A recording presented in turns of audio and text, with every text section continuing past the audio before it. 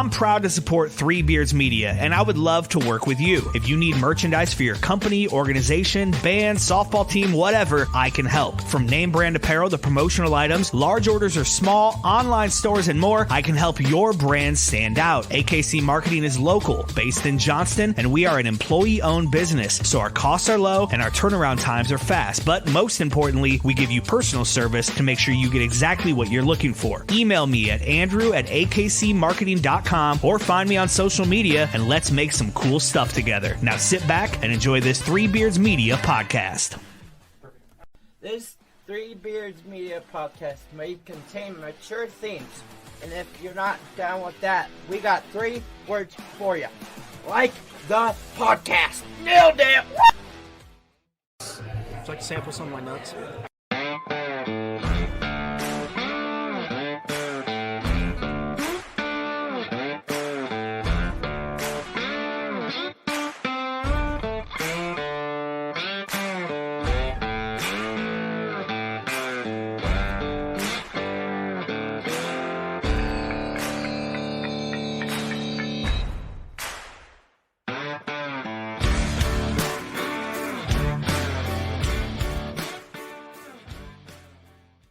Hello and welcome to a new episode of Old Man Strength. I am your host, Chris Shipley, broadcasting live from the Andrew Downs AKC Marketing Studios with my guest co-host who fills in quite a bit, a brother from another mother, not necessarily related, and not as handsome as me, but the other Shipley that's on the Three Beards Media Network, Drew Shipley. Drew, thanks for hopping on tonight, man.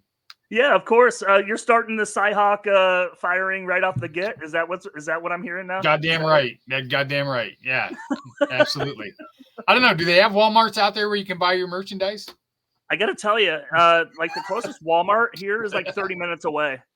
We are a very Target infiltrated community here. There's a Target on every corner, but not a Walmart. As I would tell Amy, Target sucks. I hate Target. It's the worst store. I would rather go to a Walmart than a Target. How about that? That's fair. That's fair. Okay. Great. So, but as always, we are brought to you by Revelton Distilling Company and Kyle Lehman at Wintrust Mortgage and our newest sponsor, Green Beret Realty, who we will get to here in a little bit. But Drew, how have you been? It's football season. Iowa scored 40 points. You got to be on some kind of a high right now. Yeah, after the first half, I'm on quite the high. It kind of seems like this long extended weekend, right, Chris? So like we get a lot of 4-day weekends when holidays land like this. Holiday Monday, we get Friday off too. But it seems like everything I had scheduled or like added to my schedule was at like the very end of the weekend. So like I felt like I had a lot of downtime Friday, Saturday, kind of Sunday. But now everything is packed into like the last 8 hours. So I'm holding on by a thread, go back to work tomorrow. But guess what? My bachelor party's this weekend, bro. Oh, man. Crazy. We're going to Ocean City, baby. It's going to be beautiful. Nice. And when's your wedding again? Be November 9th. So we actually still 2 months out. But awesome. Yeah, getting all my Iowa friends out here. Since we're having the wedding in Iowa, I wanted to have my friends have an opportunity to come visit out here. Awesome. And that was kind of the way that I navigated that the bachelor party. And is your fiance from Iowa, or is she? Yeah, she's from Gowrie, so up by like Fort Dodge. Yep. Oh, okay. Yep. Yeah, the armpit of Iowa, Fort Dodge. I'm aware of that. Has nothing to do with her. I'm just saying, if you wanted to pull the worst towns in Iowa, Fort Dodge would be right up there. Well, that's why she's from Gowrie, so we're good. We'll be fine. We'll be fine. Well, it's not like Keokuk or Burlington. Yeah, I stopped once for a cup of coffee in Keokuk, and that was enough for me. Yeah. A lot of those river towns, man. Clinton is on that list for sure, top 5. Yeah. I don't know if you could. I know people get sensitive about the word shitholes, but it might apply to that.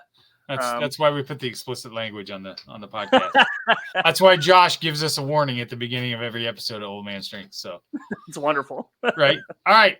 Let's not delay any further because I am super excited to bring on this new guest and our newest sponsor. I'm super excited.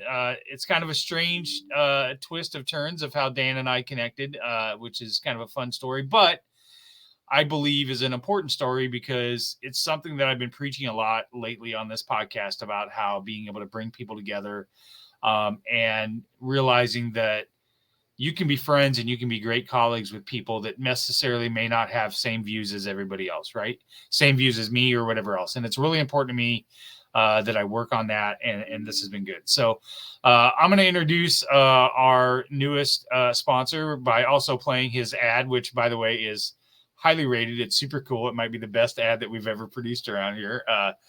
But we'd love to bring on Dan Douglas with Green Beret Realty. In 2023, a crack Green Beret named Dan Douglas retired his military command and promptly escaped to a full-time career in real estate. Today, this man is wanted by home buyers and sellers who want to survive the process without spending a fortune. If you have a home to sell or want to buy one, maybe you can hire Dan Douglas at Green Beret Realty. You can find him at greenberetrealty.com. greenberetrealty.com. All right, Dan, that might be the greatest intro ever, right? I love it. I love it. The beautiful clean shaven face there. Yeah. New pictures have already been taken. They're en route. I haven't taken it, sent them out to everybody yet. So we'll have to update a few things. You know, the ferret has grown on the face, the retirement beard, as we call it in the military community. So I'm very jealous. Very jealous. Well, you just got to talk to your provider. Everybody gets profiles. Just tell them you believe in Norse mythology or something like that. You can grow a beard. You'd be surprised what I see at work. So actually, now that you say that, I've been in the medical waiver quality control game for about a year and a half out here at National Guard Bureau. So yeah, you can understand the kind of stuff that we see on a daily basis. Yeah, it's great. Yeah. Well, what we're going to do here tonight is I want to get to know Dan a little more on a deeper level. I'm super interested to hear about his time in the military, his career, a little bit of time with the Secret Service, and Drew, I thought would be a perfect co-host here to help me navigate all the shit that I'm not going to understand, which is almost all of it. So, otherwise, I'll be talking about Fortnite and coded. We'll try to Call break of it Duty, down, Barney style, and I'll be Chris. Right, and I'll be an idiot. So, but I had that exact phrase in my brain ready to fire, and then you just right on the head, Dan. Perfect. Nailed it. Yeah, see, there we go. I don't even know what it means. Break it down, Barney. You know, like Barney and Friends. I love you. You love me. Oh, I got you. Okay, got it.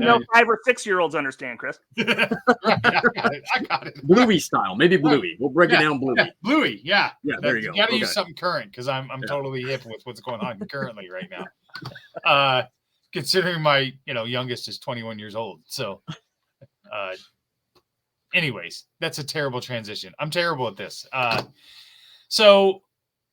To begin with, Dan, what I'd love to do is talk a little bit about how you and I got connected, because I think it's important to understand that the concept, and Drew's not aware of this. So, and I'll start with where we connected a couple weeks ago, about a month and a half ago.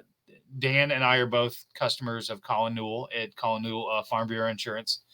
Colin was kind enough to have kind of like an open house where all his clients came and got to, I think Derek Huger showed up and we talked a little bit about the football game or whatever. And so I'm sitting at the bar, having a drink, and Dan walks up and we start to have a conversation. And we, as some guys do, we talk about sports. We start talking about some politics and things like that. And I'm sitting here, right. Yeah. And I'm sitting here listening to Dan talk to me. And I'm like, I don't know that him and I agree on everything, but he's a super chill guy and he's super nice and he's listening to my point of view and I was listening to his. And there were a couple of times where he said something and I'm like, you know what? I can understand that. Like I can understand that point of view.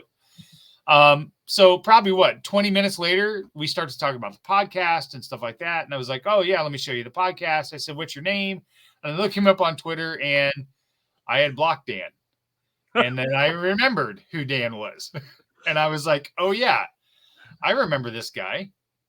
I blocked him at the time for what I thought was a good reason, right? It probably was. To be fair, I told you at the time too, like when you blocked me, I was in full doucher move. Well, I was out there just being mean. And to it people, probably was around 2020, 2021 yeah, when I was not having a good time. When everybody's hackles were up or whatever else. And I can say without question later, looking back now, a lot of the shit that I would say back then is not something I would say now, right? Because I've got to know other people that have a different point of view and whatever else. So anyways, I was like, you know what? I'm going to unblock you, because this is the fundamental thing that I've been talking about a lot on this podcast and other podcasts is that, number one, Twitter's not fucking real. And I can have a good conversation and a friendship with somebody that may not necessarily see things the same way that I do. And that's okay. And remember, I don't know, pre 2008, I feel like we used to do that. Yeah. There was a lot of tribalism going on. And and there's been times since that Dan sent something out and I was like, nope, I still got it. I still got it. Phone down. And then we go meet for a drink last Saturday, and we spent there like an hour and a half just shooting the shit or whatever else. And it just reinforced for me that that Twitter isn't real, and it's a limited communication tool. And to be able to get anywhere in this country, people have to come together and converse and be respectful and things like that. So that's Dan and I's history. But neither here nor there. It's just kind of unique to be able to do that, I think, because a lot of people don't do that anymore. Yeah, I found the Twitter, the X platform, man, that 140 character limit, unless you're paying to get more, that provides some obstacles. There's hurdles in how we try to communicate with each other. But what I actually have found more complicated is you respond to one person, and now all of a sudden you've got 5, 6, 7 people responding to you, and you almost lose track of like, who am I talking to about what? And were we having a civil conversation because this other one went off the rails and they're not being nice to me anymore? And now all of a sudden I find myself almost firing. Like right before we sat down for drinks, it was Grant, right? I was talking back and forth with Grant Mahoney, and there were a couple of times where I started typing up a message because I was responding to him, but felt like I was responding to somebody else who had not been kind. Right. And I had to delete. I'm like, I don't want to say that to him. Like, that's just inappropriate. And I just stopped talking to some of those other points of view, and I could focus on what I was talking with Grant. And so we were able to have a civil back and forth, even if we vehemently disagree with each other.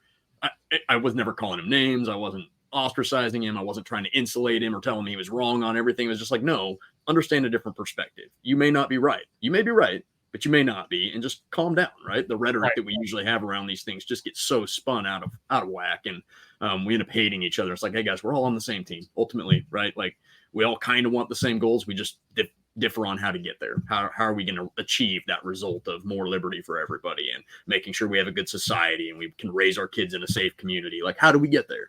And you disagree with me on how to get there, but we don't have to hate each other if we both want the same thing. So yeah, it got really toxic there, like Chris was saying, 2020, 2021. Like, just if you disagree with me, fuck you type mentality, right? Like, that's the end of the conversation. And I would say, like, in my own personal journey and personal growth as a human, that I think I've learned more lessons and more about just listening to other people's perspectives, not necessarily like agreeing with them at the end of the day, but knowing where they come from instead of just dropping like fuck you. Like, I'm not going to listen to you.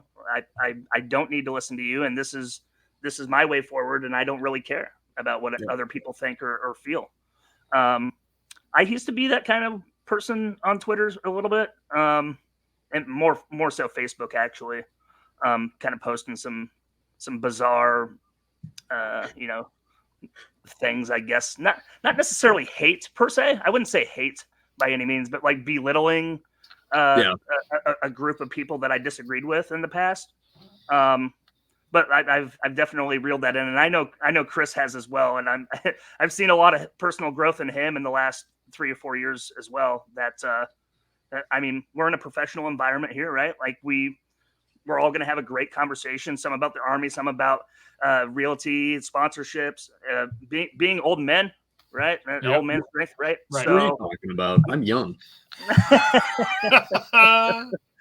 I don't know how old you were when you got out of the out of the Army, Dan, but I'm 38 and I have 21 years of guard time in, and I'm pushing 58. I did exactly 20 active duty, and I retired the end of March this year. So I haven't been out that long. Good for you. That's why you got that fresh beard. Yeah, but I entered. Yeah, I know. I entered at 20. I had gone to Iowa State for a few semesters before I decided this isn't working out for me. I gotta, go to do something else with my life. So I joined the Army, and I was 20, turned 21 in basic training. So I'm 41 now, but 20 years active duty, all done. Let's get into that, Dan. So you went to Iowa State, but let's go back before that. Where did you grow up at? And tell me a little bit about growing up from there. Yeah. Okay. Well, a long story, right? My dad and my mom met. They had both gone to Earlham High School, west of Des Moines, about 20 miles. They met there, got married. I was born when they lived in Huxley, between, Ankeny, Ames. Yep. And I grew up kind of around the Des Moines area. I think by the time I was old enough to remember anything, we'd moved to the north side of Des Moines. There's actually a little construction area there off of 14th Street, right south of the Interstate Exchange. We kind of grew up, we were up on that hill there. My grandfather was a construction. He was an engineer. He owned that construction company for years, and had a house there that he let my parents stay in. So I grew around there. I went to Cornell Elementary. I was homeschooled a little bit. Then they got divorced. We had moved to Hughes Avenue. I can't remember where that was. I want to say southeast Des Moines somewhere. Then we had moved kind of in the middle of Des Moines. I actually lived in an apartment above the gym that was behind Aqualand Pet Store on Euclid. Oh, yeah. Yeah, there was like a karate dojo there, the Rosenthal karate dojo, and we had a gymnasium that my stepdad ran, and we lived in an apartment above that for years. And I went to Oak Park Elementary for a year, maybe a year and a half. Went to Harding Middle School kind of part-time while I was homeschooling off and on, but I did like specialty classes, so gym, home ec, other classes at Harding Middle School. I was in band. And then I moved out to Earlham to live with my dad, who had moved kind of back out there. He was working at UPS, though, in Des Moines, would commute back and forth. And I graduated from Earlham High School and decided to go to Iowa State. I'm a long-time Cyclone fan. I grew up being able to go to games. My grandfather, being a graduate of Iowa State, had season tickets to football games and basketball games. I, grew up Johnny Orr time. I got to watch Fred Hoiberg and Julius Mikalik when I was little. I got to watch Diedrich Willoughby. Guys when I was little, I was in college.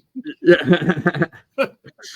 Well, no, not as coaches, right? I'm talking to watching them as players, right? No, I know. I was in college when they were players. I know. So when you say you were watching them as little, you're a little young. I'm a little bit. Just kidding.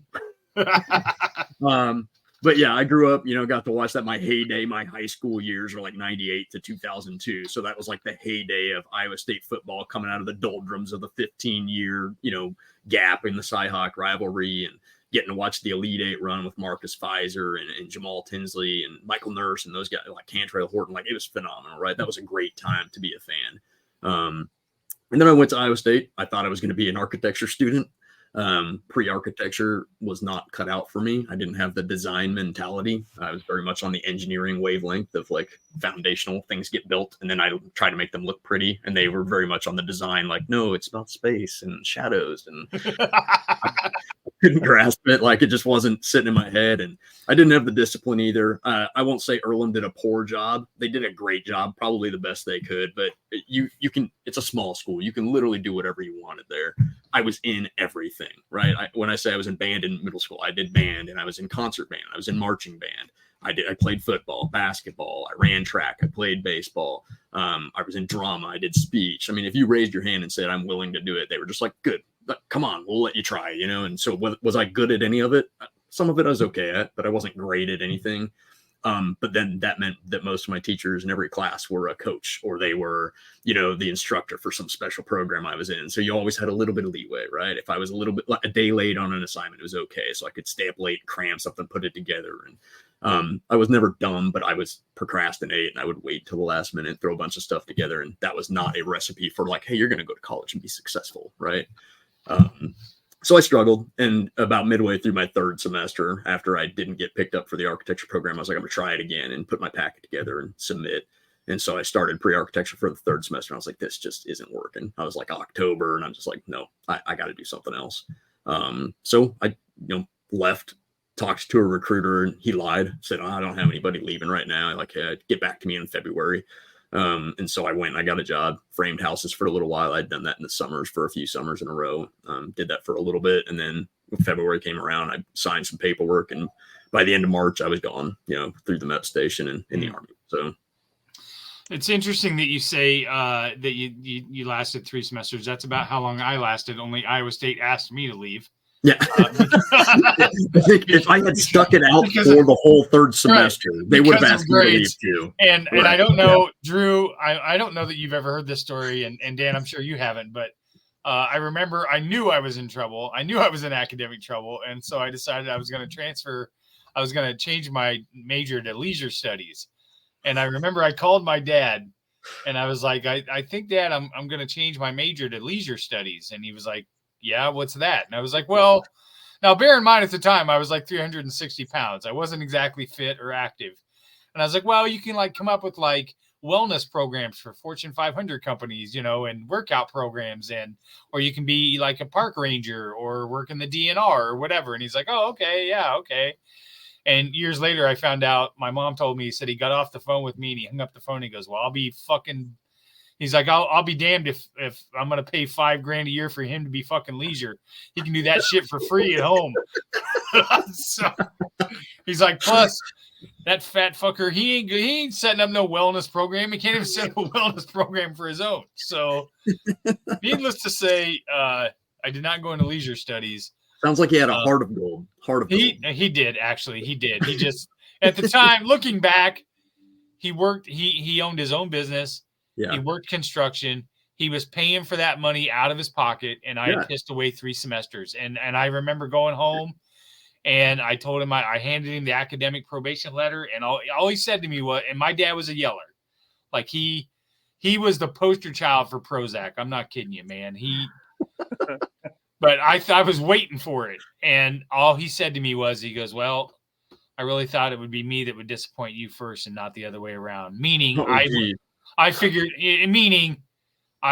at some point I wasn't going to be able to make a payment and you have to leave school. And I was like, oh my God, and to that day I swore up and down, I never was going to ever rely on him to give me any money again, because I had disappointed it. But just a funny story, but kind of the same deal. I went back and I was like, I went in and I was like, what's the closest major that I'm closest to? And she's like, what? And I said, my academic advisor, I said, I got this many credits. What degree can I get that's closest? And she said, well, you're, I don't know, X number of credits away from a poli-sci degree. Sign me up. That sounds good. And she's like, what? And I was like, I'm in. I'll take a degree and then I'm fucking out of here. Yeah. So, but yeah. What exactly does poli-sci get you for like a job? So it gets you, in my case, it gets you 20 years in IT and now a marketing job. So I don't know what that means, but to Dan's point, that was my plan at that point. Once I got a political science degree, and I was a huge political science nerd, right? Like that spoke to me. It was divine intervention. God knew what I was going to be good at. I got A's and B's the rest of the time I was there. And I did have every intention of going to law school. But I met my first wife, Taylor. Now Tyler was born. And my dad was running his business and needed help with that. And I thought, well, I could go farther into debt, or I can go work for my dad and start providing for the family that I have. And that's what I did. So that's crazy. Dan and I have some stories about leisure studies as well. It's not exactly, actually, it might be more exciting than Iowa State, but depends on how much leisure you want. Tell us a little bit about the entry into the Army, Dan. Tell us, what was your experience like? Did you enter the delayed entry program? You went to basic training? I did, Like, but I didn't do. So I was in the delayed entry program before I even joined Iowa State and started going to school. And they didn't have me do any basic training, but I did some like basic. Hey, you're going to learn to march, and we're going to have you do a PT test and some basic things to kind of check some blocks before entering the Army. But at that point, I didn't actually think I was ever going to go to the Army. It was just something like I had kind of talked to a recruiter before going to college and was like, whatever, maybe.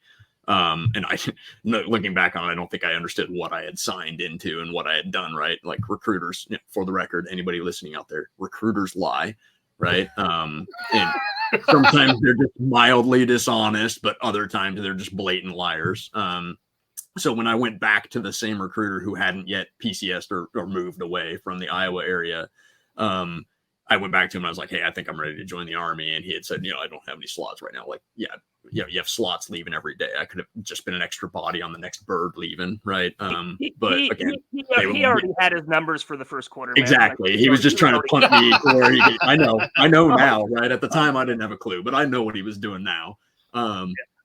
And looking back, it didn't bother me either. Only I could have retired a few months earlier than I did. Sure.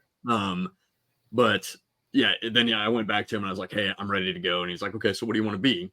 And I had given up, right? There was the high school girlfriend who'd broken up with me. Like, I'm brokenhearted. I'm depressed. I'm don't know what to do with my life. I'm not a good student, even though I'm relatively smart. Like, I'm smart enough to be a good student, but I'm just not good at it. Like, forget it. I'm just screwed. I'm going to go die in war. Yeah, Iraq's going on. Like, let me go there, right?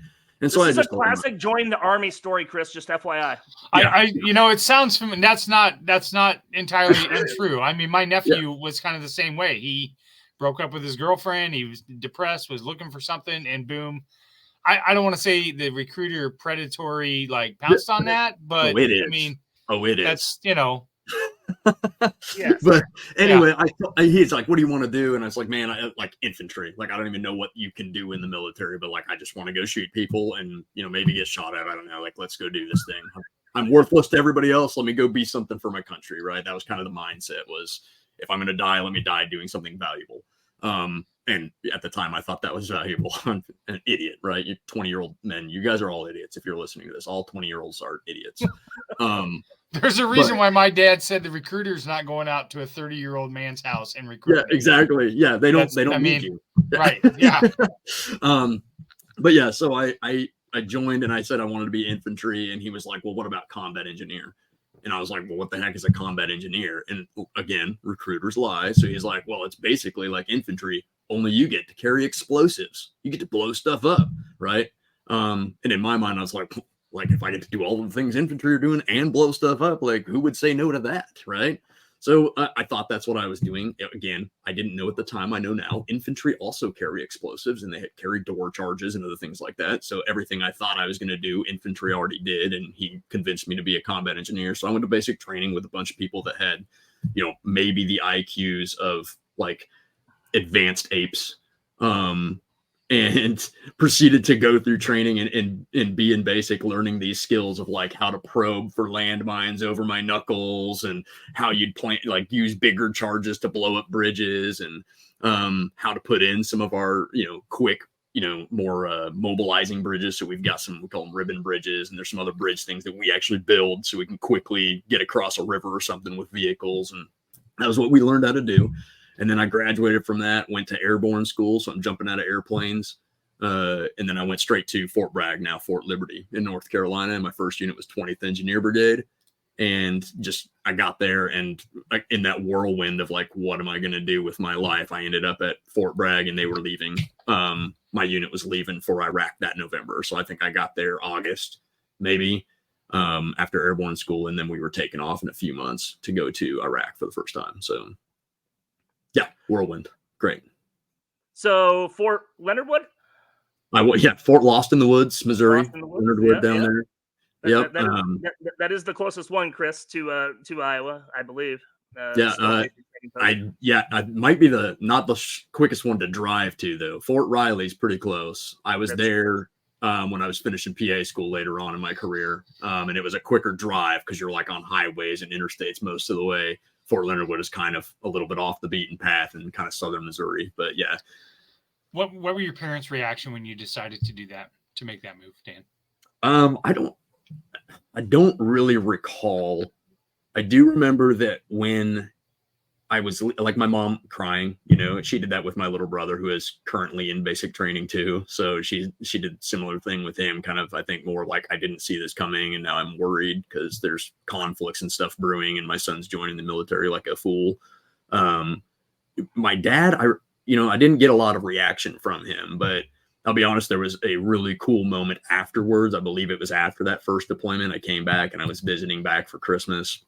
And he gave me a hug. And for the first time that I remember, I'm sure he had said it in passing at other times, but he was like, I'm really proud of you. I think it was just kind of not just you're in the Army. I don't think it was that. I think it was just a change in me. I'd seen some things at that point. I think I'd had a massive growing up experience in that short year. You age 3 or 4 years when you see some of the things you see in a combat environment. And I think he saw that and recognized that and heard some changes that I was making in the way I viewed the world and the way I was approaching things. And he was just like, I'm proud of you. And I just remember being like, whoa, like awesome. That was really cool. But yeah, joining, I don't really recall a lot. I was in that whirlwind. I was kind of in a depressed state and stuff. And there was a lot going on. I came to my faith at that point. Like I'd been raised in and around the church, but I really wasn't a real believer. And when I left college, I had kind of, I'd prayed, if you're up there, then you need an answer for this one question, this thing that was really gnawing at me. And then I was at my mom's visiting for a weekend and she had a video series that I was like going through and it was basically apologetics for that exact question.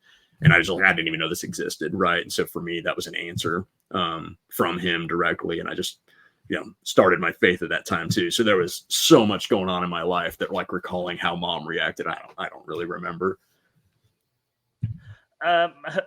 My joining experience. So I joined when I was 17, Dan. So as you know, I need parental consent to join. And my folks split when I was really young, and my dad was all gung ho about it. And the reasons why I wanted to do it was I joined the Iowa National Guard. There's an armory 2 blocks down from my high school, about 3 blocks from where I live, and that I can afford to go to college because our family was just above the poverty line, probably. As you probably know, I grew up in Newton, so the former home of Maytag, my entire family's livelihoods had changed in 2002, 2003 when they shut down, bought out by Whirlpool, moved operations to Michigan and Mexico, stuff like that. So I didn't have a future to help me go to school or whatever, right? So. And not only that, but I was a terrible student. Let's be honest. So, like, I was telling myself that, like, oh yeah, I can go to drill 3 blocks. I can go to drill 3 blocks down, get my school paid for. Well, it turns out I didn't go to college for the first time until I was 34 years old. And then I still quit after that too. So and there's a whole nother backstory about that I'm not going to bore you with. It's not about me, but my I had to beg my mother to sign up for the service. And I had just turned 17 in November. I signed up in February as well of 2003. And I finally got her to do it. And then, it's I went to Fort Jackson, of course, relaxing Jackson. I'm sure you want to beat me up over that one too. I only passed it. I've never been there. It's really hot in July. Yeah. Oh, I'm sure it is. Yeah. It's brutal. I'm sure. But so combat engineer. Yeah. MacGyver. So how does that evolve into moving into a PA series? And then what brought that on? Oh, there's the Walk of Green Beret, right? Like that's the name of my company. So before you become a PA, right? I decided while I was in the Army, it was like, hey, I'm here. I'm going to do this cool thing. We got back from a deployment and there were schools. The way they do it is units get certain slots for schools and they have a number that are kind of allocated to them. It's like, hey, we've got 10 slots to go to Ranger School and we've got, 8 slots to go to Sapper School. It was an engineer unit and Sapper School's for engineers mostly. And so I was doing train up, the brigade would have a level of train up and they'd be like, hey, we're going to come. And if you want to volunteer to try to get one of these slots, come compete for it. And so I was working out, doing 2-a-days, you do your PT in the morning and I'd go to the gym after work, doing whatever I could to get in the best shape I could possibly be in so I could compete for these slots. And I think if I recall, and this may just be my own, memory telling myself lie after lie. There were schools that I had earned slots to that were taken from me. In my memory, I think it was 3 times I'd earned a sapper school slot. And then there would be a new platoon sergeant that would show up to the brigade or in the battalion, and they'd be like, hey, we can't have a platoon sergeant who doesn't have a sapper tab, right? So we're going to take that slot and give it to him. And I was never the number one performer, right? I wasn't like, hey, you're number one, you're going to get the slot. That guy always got to go. But I'd be like, hey, we got 5 slots. And I'd be like the 5th one or the 4th one, right? I'd do enough to get a slot, and then they'd take it from me. And that happened repeatedly for sapper school. And it happened at least once, maybe twice for ranger school. And I remember I was just done. So we got to the end of my 4 years that I owed the Army. I was on like 2.5 years.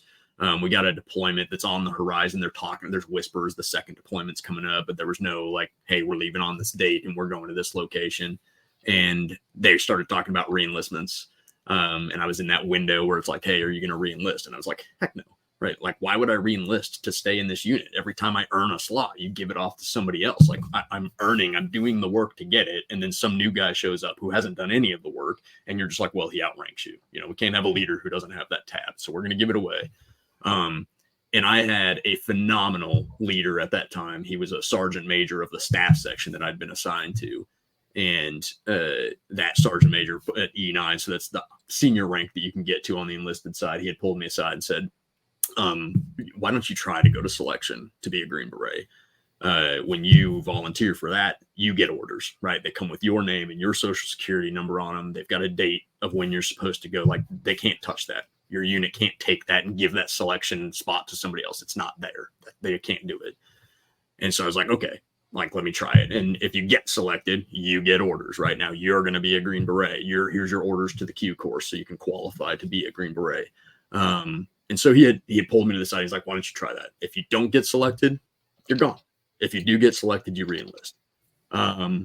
So that I was like, you know what? Forget it. I've been doing all these other train-ups. Like, what's the big deal? Let me do this one too. So I signed up for it. I actually set a selection date out several months in advance, and I just started training up for that, doing lots of rucking up and down Bragg Boulevard and just marching all over the place, trying to get myself in the best, tip-top shape I could be in to carry heavy weight on my back for long distances and consistently run fast, for long distances and whatever I could do to get ready for this thing. I went, got selected, and then coming back from selection, they're like coming back out of the field and they're like, congratulations, going to the admin folks. I go in there to get my orders printed like everybody else so I can report to the Q course. And I remember the lady, it's like, unfortunately, you've been stop lost for a deployment with your unit, so we can't cut you orders right now.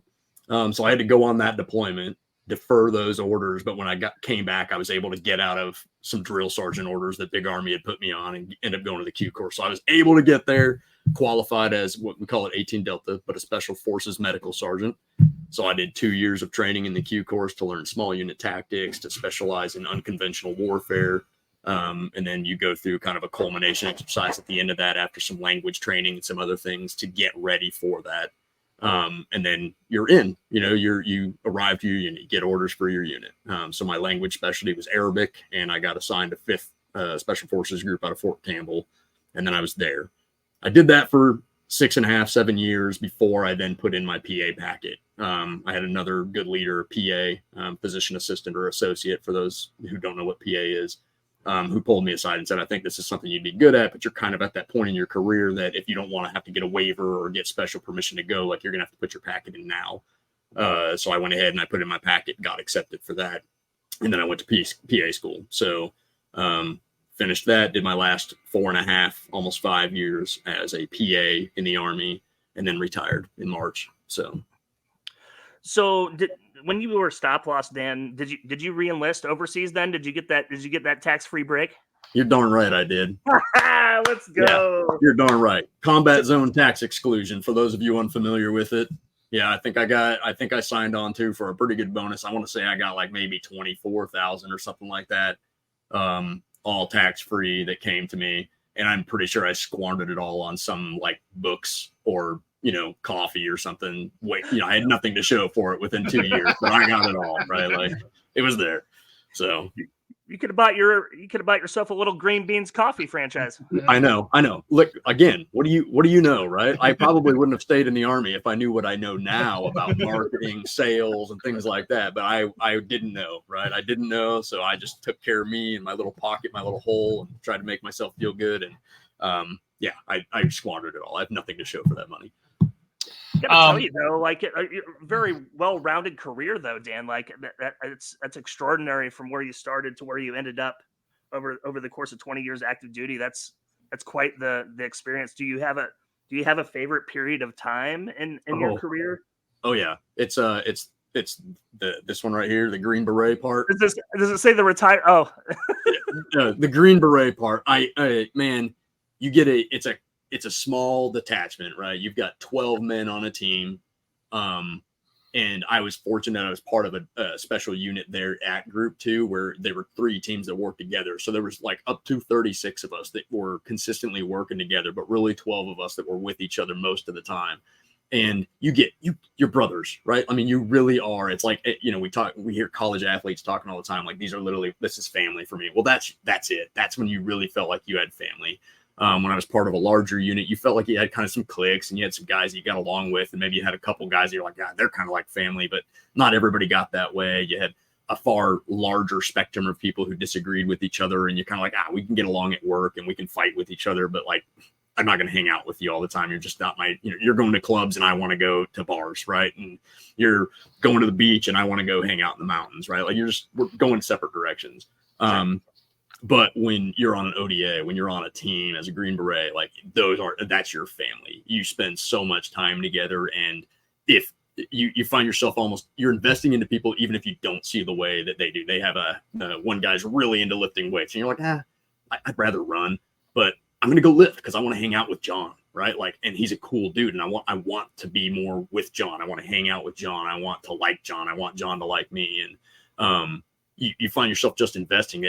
We had guys that were just, maybe on the spectrum, right? And super neurotic, super argumentative, flamboyant personalities where you're like, this dude could go off and he might shoot any of us at any moment, right? Like this guy, and he's a shooter, but you want to invest your time into more trigger time. You want to spend more time on the range. You want to be as good as Ben is with that gun in your hand. And you're just like, man, I look back at those times and I wish I had committed more to them. I was at another weird part of my life where kind of politically I had some things revealed to me and things were changing where I felt like I didn't commit to the team like I was supposed to, commit to the group like I was supposed to. Initially I did, but over time I couldn't put the time in. I just couldn't put the effort in because I no longer believed in what we were trying to do and what the mission was. And those guys deserved better from me. But yeah, I look back on every single moment with those guys. It's just, man, I would do it all over again, and in any other, situation, if any of those guys ever called me and was like, brother, I need some help, I would do whatever I could. I'd bend over backwards. I'd, scrape the earth to make something happen for those guys. They're phenomenal human beings and good dudes. So yeah, definitely that time in my life. Definitely the PA stuff. I didn't want to do medicine when I left the Army. They burnt me out. Let's take a break from Revelton Distilling Company, and then Dan, I want to come back. I want to ask you. Look at that. See, I handed out several free samples of that at the tailgate on Saturday, and a lot of people were shocked at how good their bourbon was. Yeah, the single barrel bourbon. The single barrel bourbon. Phenomenal. So, yeah. So let's get a word from Revelton, and I'll come back. Dan, I want to ask you about your time in the Green Beret, and you said how diverse it was. And how that kind of works for you, and what do you take from that into your everyday life now? So we'll be right back. Making great tasting bourbon requires the perfect combination of ingredients, conditions, and time. The longer it rests, the better it tastes. Revelton Distillery's new single barrel bourbon is made from 80% corn, sourced 100% from Iowa farmers. And unlike mass-produced bourbons, each barrel of Revelton's single barrel bourbon is unique, proofed on when it tastes best. As they like to say, it'll be ready when it's ready. And to ensure the highest standards of quality and flavor, owners Rob and Christy Taylor oversee the production and bottling. Every single barrel.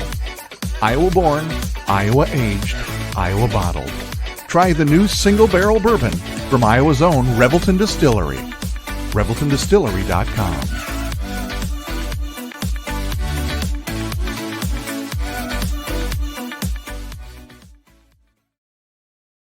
And as I always say, just a phenomenal team down there, and personal friends, Rob and Christy Taylor. What a wonderful job they do. I hear some rumblings that they might have a new rye whiskey coming out soon as well, in addition to their original rye that they have.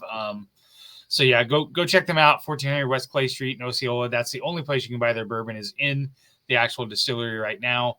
But otherwise, all the rest of their products are available statewide. So one thing I do want to quickly talk about is our new Old Man Strength merch. We had a couple listeners that got some new merch here. He's this guy I stumbled upon. He listens, and I was scrolling through TikTok one day, and this guy was doing a TikTok, and he was like doing a handstand, and he fell down and about cracked his head open. And I watched it 2 or 3 times, and I was like, I think that guy's wearing one of our old Man Strength t-shirts. So I tagged him and I said, is that an Old Man Strength? He's like, yeah, I listen all the time. So I had to send him an updated one because, if he's going to be making TikToks, he's got to have a new got to rep the brand. Got to rep the brand. So check out Three Beards Media Twitter account. You can hit the pin tweet. We've got Old Man Strength merch here. We've got all kinds of different designs for every pod. We've even got Drew's pod, Hawk's Eye View, and some of this cool merch. If you're into Hawkeye stuff, it's Cy-Hawk week. I'm going to let it go and not say anything, but there you go. So, Dan, part of what we talked about at the beginning was you and I kind of, being friends and not seeing eye to eye. And you had mentioned something in this last part when you were talking about being in the Green Berets and how everybody was different, but you still, I wanted to go hang out with this guy, even though he may not be into the same thing that I am.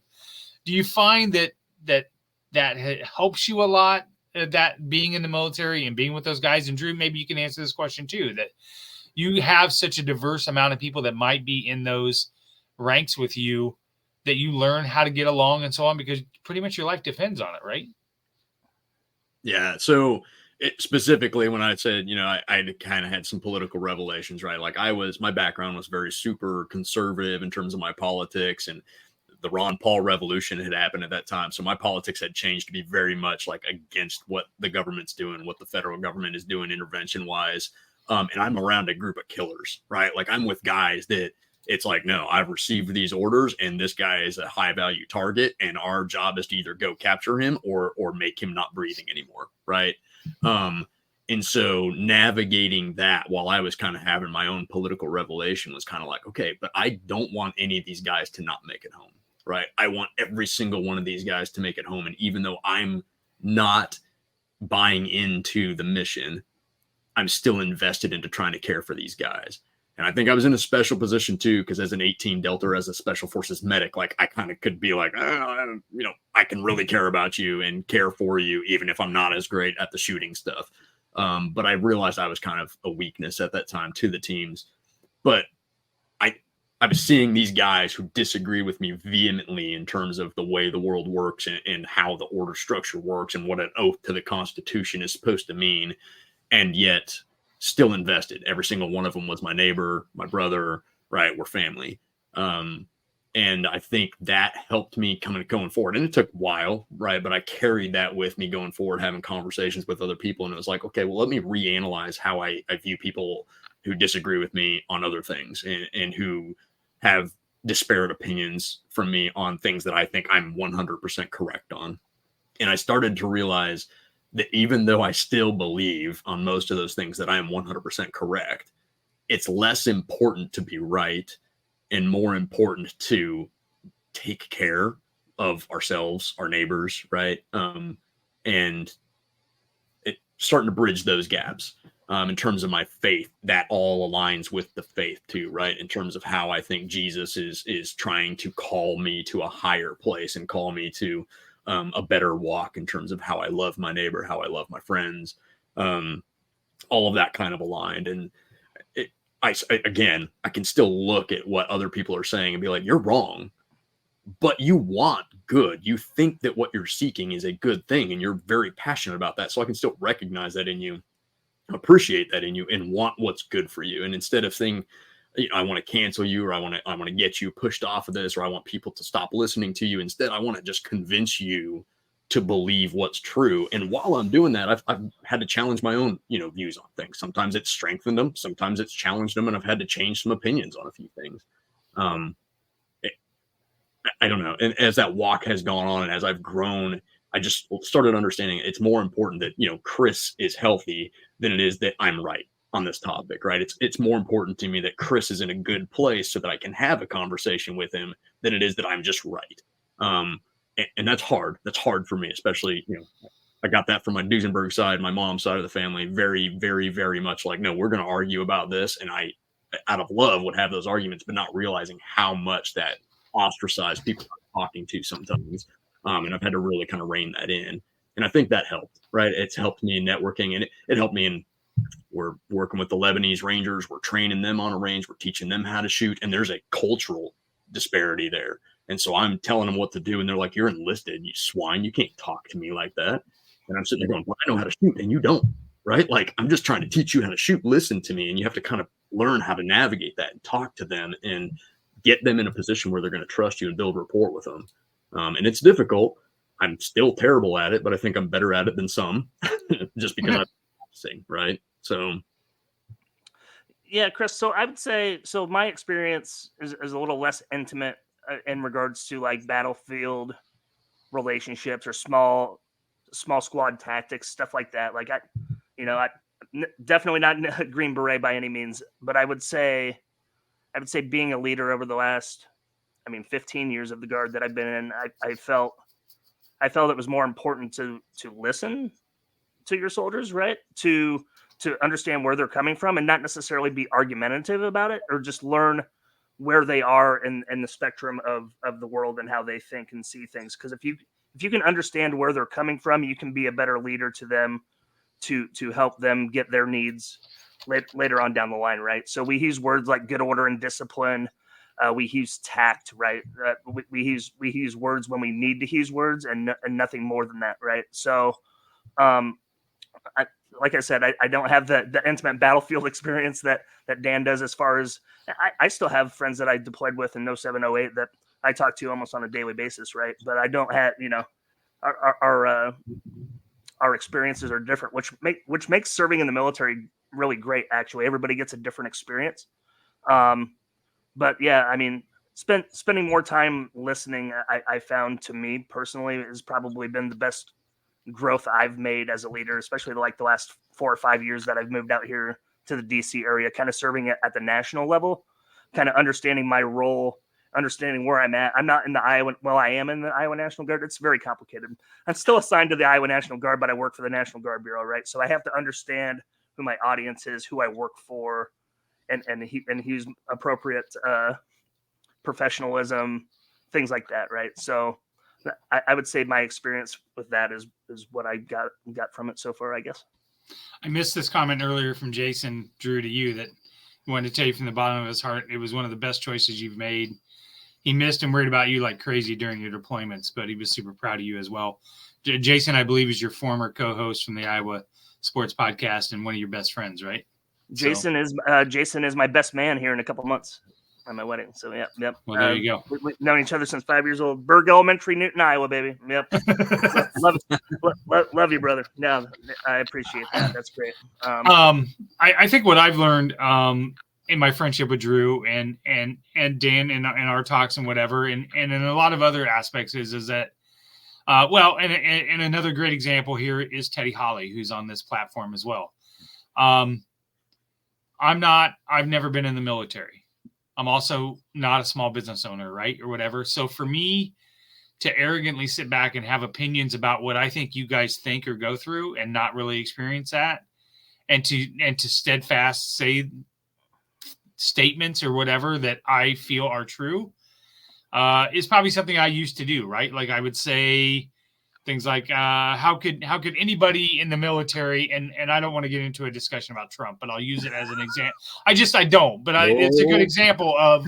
I'll drink to that. Right. I used to say, I don't know how anybody in the military can support him after what he said about John McCain, right? Like in my mind, that's impossible. Anybody that owns a business and got their business shut down in 2020, I don't know how they can support this and this and this. But then in talking to other people and learning their perspectives and learning what they've experienced, it would be arrogant for me to sit here and say that you're wrong in that experience. And I was at the boys' convention this year, and they had a keynote speaker, and this has always stuck with me ever since then. He's like, I don't think I've been in an argument for 20 years. And I thought, okay, well, that's bullshit. Now I want to argue about that. But his statement is that if you tell me a statement and you tell me something, it's true to you, right? Like, that's your perception. Okay. You know, who am I to argue with your perception of something or whatever? I'll try. Oh, I know you will. I know you will. But I think what he was getting at is that everybody's experiences are different. And there's a respect level of, okay, I respect your perception of that, right? That's not necessarily that you're wrong or that you're right, but that's that's how you perceive it to be. That's true, right? So doesn't necessarily mean that you are right or whatever, but I'm not going to argue with what your perception of that is. Right. That's I think is a good. Yeah. Good And I think probably the struggle for me when it came to a lot of that too was believing there is a truth. Right. Yes. And that even though somebody else's truth might conflict with that, I still have my faith and trust is there is still only one truth, right? There's one that is true, and we all have different perspectives on that. And some of us may be wrong. But I think I heard this saying once, and this was when I was younger, man, when I was way more zealous about a lot of things too. But it was something like where we conflict, right? Where we're arguing, only one of us can be correct. Yeah. Both of us can be wrong, but only one of us can be correct, right? Like if we actually have a conflicting viewpoint, only one of us can be right. And I used to just carry no, only one of us can be right? And I'm going to be the one, right? I'm going to be right. And I had to really temper that when I started realizing, even if I am right, how do I communicate that to you? How do I portray that to you? How do I convince you of what I know to be true? I'm convinced is true, whether I'm right or not, I'm convinced it's true. And having to really temper, how do I communicate that to people, right? How do I portray that so that they're receptive of it? So I'm not closing that door. So if I really think you're going to hurt yourself by doing something that I think is, going to long-term be damaging to you, I want to convince you not to do it. The last thing I want to do is get you to close that door if I'm the only voice that's ever going to get you to or convince you to do that. If I'm the only one who's ever going to have that door open and have the opportunity to communicate it, the last thing I want to do is have you slam that door in my face and never talk about it again. And it's really true for my faith. I think it was Penn and Teller who was like, hey, if you're a believer, right? If you have a faith and you honestly believe that if I don't believe I'm going to hell, I want you to try to convince me, right? I don't trust you if you're not willing to do everything it takes to convince me to believe what you believe, because that means you don't care about me. And I think that's where I've had to kind of be like, I do care. That's why I want to have these arguments with people. That's why I want to have these discussions with people. And then having to realize I was forcing people to just close off. I was forcing people to block me on Twitter because I was too confrontational. And really, how do I back that off? How do I try to keep that door open so I can have a conversation with somebody without just feeling like I'm, scoring a Twitter goal or a victory, right? Like some meaningless thing. And yeah, man, it's tough. It's tough, but I've had to do it in real life too. I've had, siblings that disagree with me on things, parents that have disagreed with me. You see it all the time. Yeah. And a lot of the conversations that we have that we fight so hard to be right about, like, what does it accomplish at the end of the day? Right. Like very small, petty things in the grand scheme of the world. Right. Like you said, we're all wanting the same things in life and then in the world. Right.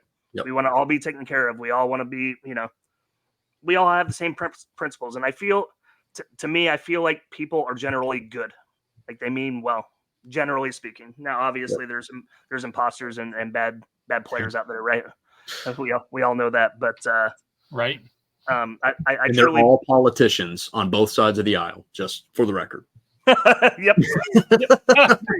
I like it. Yep. Okay. I'm going to get you the Wintrust, Kyle Lehman Wintrust mortgage of the question of the pod, and then we're going to get Drew. Drew's got a hard stop at 9 o'clock because he's got to make some bad draft choices. I'm up right now.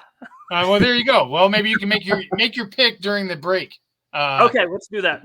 Let's get a word back from Kyle Lehman at Wintrust Mortgage, and then Dan, I'm going to come back. I'm going to ask you the question of the pod here. Okay. Whether you're buying, selling, or refinancing your home, or if it's simply time to renovate the one you're already living in, you need an experienced mortgage professional to help you analyze your financing options and to make sure the closing goes smoothly. And that's exactly what you get when you call Kyle Lehman at Wintrust Mortgage. Kyle's experience and expertise, coupled with Wintrust's rates and programs, ensures you'll get the mortgage that's right for you. You may even qualify for down payment assistance. Before you reach out to a realtor, call Kyle and get pre-qualified, empowering you to start shopping for the home of your dreams. Call Kyle at 515-473-0546. Kyle Lehman Wintrust Mortgage, 515-473-0546. All right, But when you do call realtor, call Green Beret Realty. That's right. Absolutely right. That's right. Okay. The Kyle Wintrust Mortgage question of the pod is this. What keeps you up at night, Dan? Oh, man.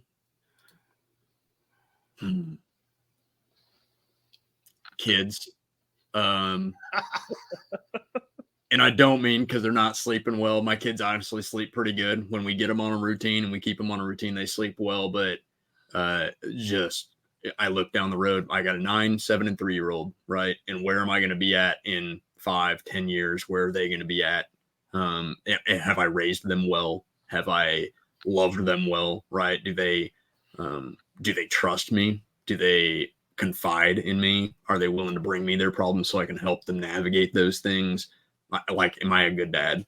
And that, that's vested in my faith. That's vested in my profession. That's vested in my family values. I really do have a fear in, like, am I going to have been an epic failure in 10 years? Right. Like, where am I going to be and where are they? And that metric is going to be, who are they, right? As people, like in their mid to late teens, where are they? And how am I doing as a dad? Yeah. Oh man. Now I'm probably going to have nightmares tonight. Thanks, Chris. Thanks, Scott. I didn't know that question was coming. That was a pretty good one. Yeah. No, we try to change it up here. People listen to the pod and then they prepare for the question, and then every you got to throw them. Oh, man. So let's talk real quick here. Retired now. What brought you into the real estate game, and what is your goal when it comes to you have a young family looking for a home? What is your goal for them and to accomplish with them? First of all, I think every real estate agent out there, their goal is to try to figure out what it is that buyer or that seller really is trying to get out of that, the purchase or sale of a home.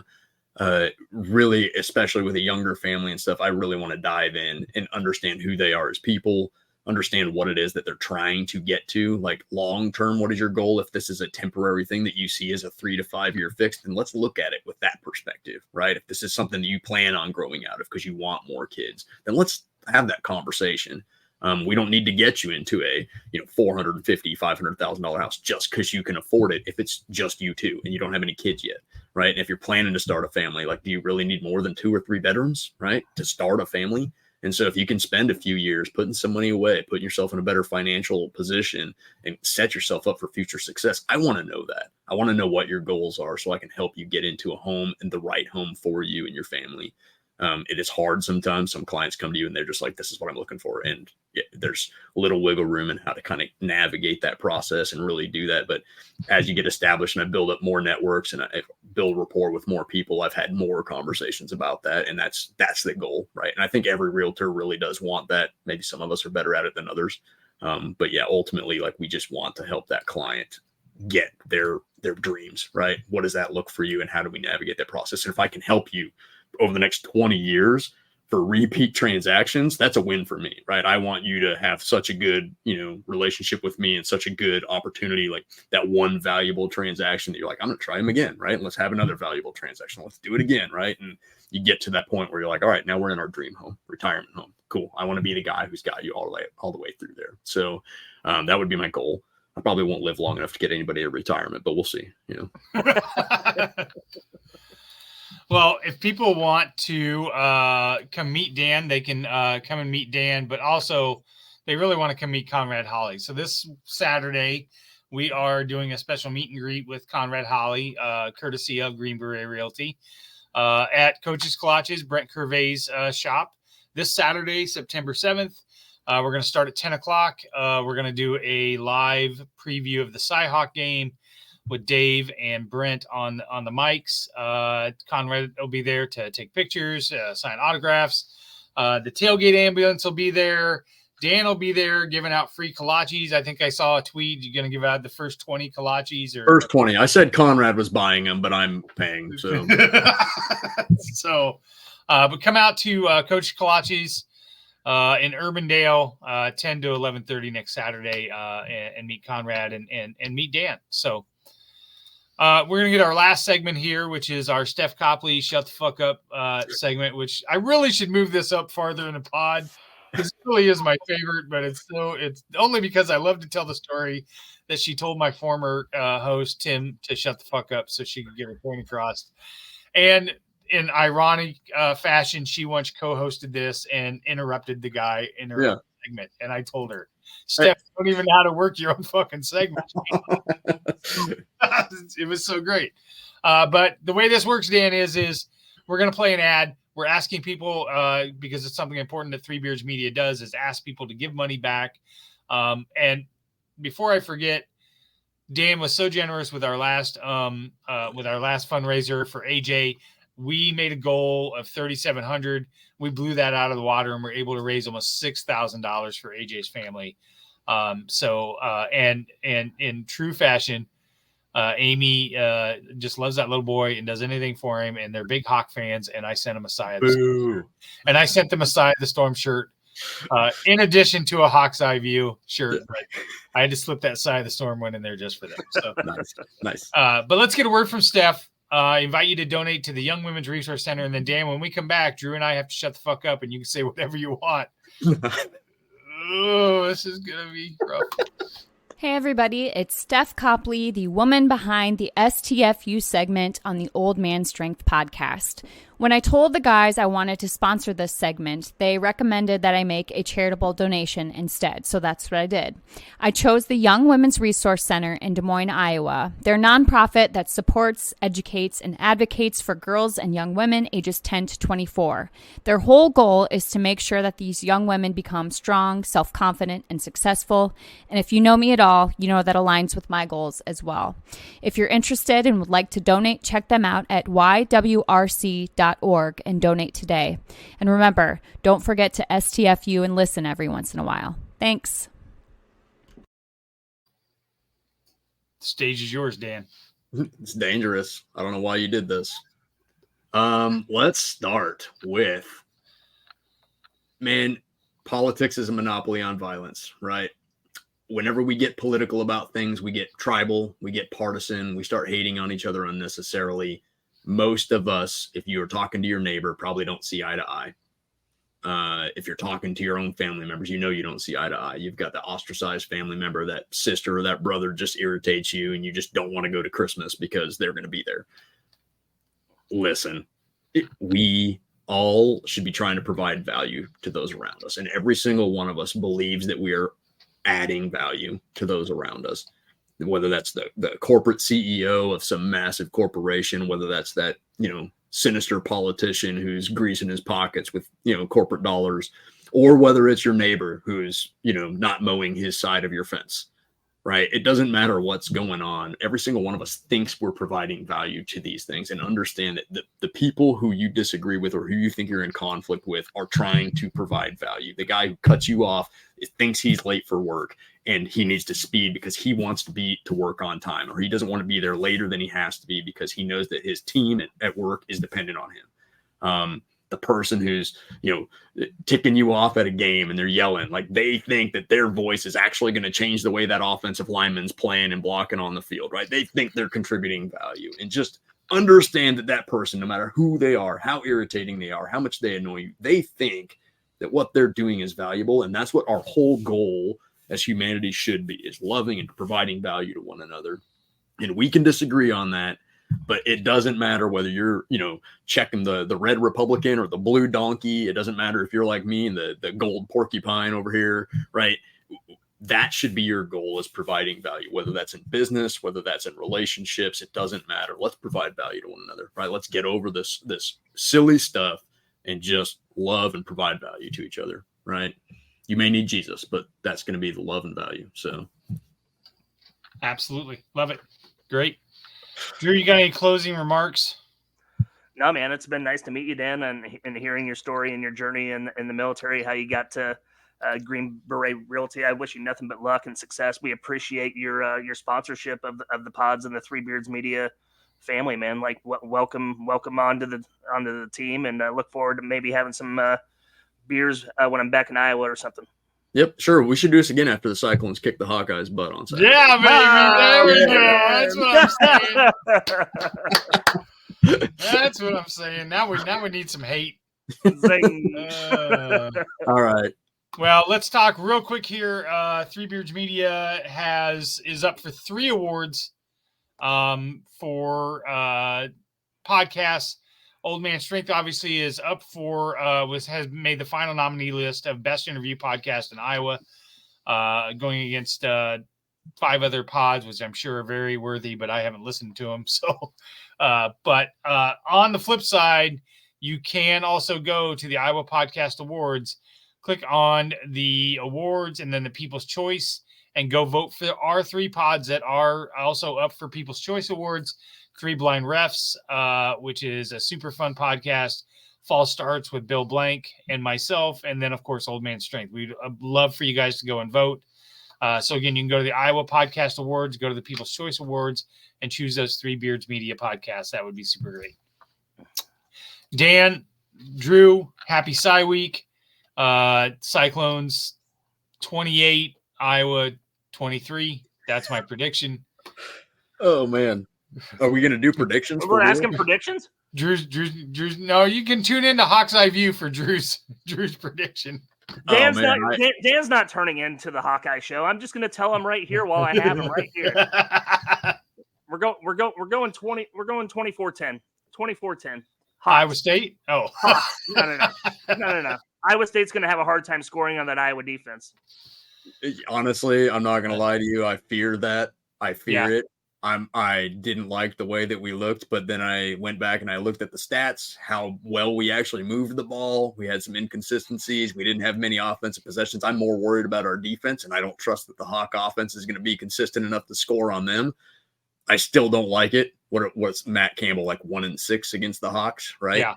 He's going to try to stay too vanilla. He's going to try to keep it on the ground too much and control it too much instead of just airing it out and let the boys fly, right? Like Jalen Knoll, Jay Higgins, Ben Ngoyi, right? Like those guys should be running amok in the Hawkeye defensive backfield, and I just don't trust that he's going to let that ball sling.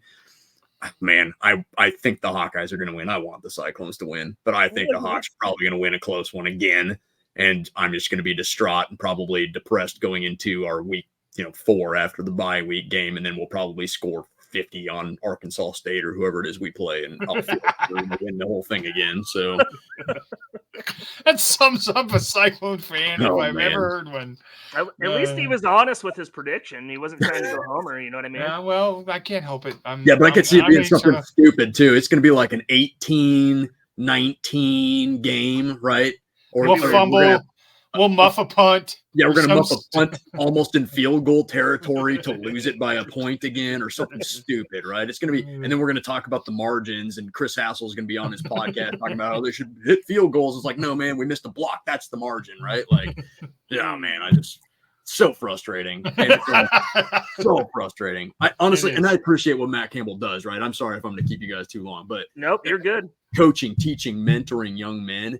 And we have in the Army what we call crawl, walk, run, right? And you start from a crawl phase and you watch every season. They're coming out of fall camp, and it's very much like, this is what this team needs to do to be successful. Yep. And he guides them through that. And then as he starts realizing maybe they can't do this or they're going to do it, you watch them progress and get better. Either that's a change in what the coaching staff's asking them to do, or it's a change in the way that players are starting to perform and actually execute what they're being asked to do.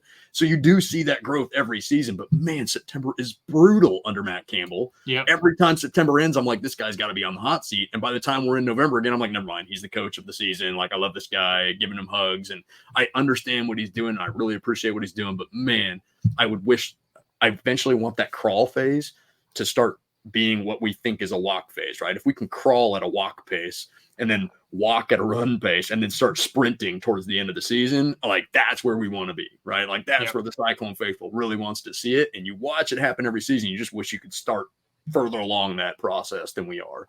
So he's phenomenal. He's the best coach Iowa State's probably ever had. I think the only time we've gone to this many bowl games in a row or had above 500 seasons since the 1920s is what I told Brent Bloom one time. We haven't had this many seasons above 500, right? It's been since the 1920s, since we had 5 in a row that were like above 500. It's miserable, right? As a Cyclone fan, and Matt Campbell's doing it. So tip the hat to that man. Like, he is doing what we need, but September is brutal. It is so frustrating watching us go out against FCS opponents and just like, whatever you're doing, man, like, so frustrating every season. And you're just like, why? So yeah, that's where we're at. And that's why I have Revelton Distillery. We're going to end right there. That's perfect. All right. We got a stacked week this week on the Three Beards Media Network. We have Side of the Storm with special guest Eric Heft tomorrow night. Wednesday is Ball Don't Lie. The guys come back for Ball Don't Lie. Thursday, Drew, you guys are going to do Hawk's Eye View. I think it's 6, right? And then at 8:00 is Three Blind Refs, and then of course our live event Saturday. So and then we start back again next week. So everybody check out all the pods on the Three Beards Media Network, and we are out of here.